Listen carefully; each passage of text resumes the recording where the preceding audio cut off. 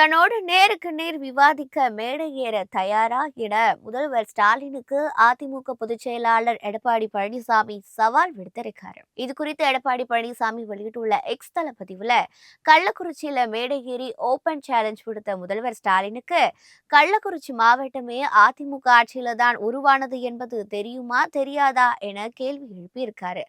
அதே கள்ளக்குறிச்சியில உள்ள அரசு மருத்துவக் கல்லூரி அதிமுக ஆட்சியின் சாதனையை எடுத்து கூறும்னோ அதிமுக ஆட்சியின் திட்டங்களுக்கு ரிப்பன் வெட்டி ஸ்டிக்கர் ஒட்டுவதையே வேலையாக கொண்டு நீங்க 5% திட்டங்கள் பற்றி எல்லாம் கேள்வி கேட்கலாமா என முதல்வர் ஸ்டாலினை அவர் வினவியிருக்கார்.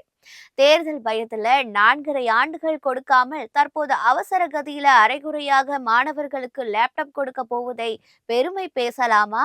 இதெல்லாம் எவ்வளவு பெரிய ஏமாற்று வேலை என்பதை அறிவார்ந்த மாணவர்களுக்கு தெரியும் என அவர் குறிப்பிட்டு இருக்கார். திமுக கொடுத்த தேர்தல் வாக்குறுதிகள்ல எத்தனையை நிறைவேற்றினீர்கள் என்பதையும் இதேபோல் வாசிக்க தயாரா என முதல்வர் ஸ்டாலினுக்கு கேள்வி எழுப்பிய எடப்பாடி பழனிசாமி தன்னோடு விவாதிக்க நேருக்கு நேர் மேடை ஏற தயாரா என்று சவாலும் விடுத்திருக்காரு.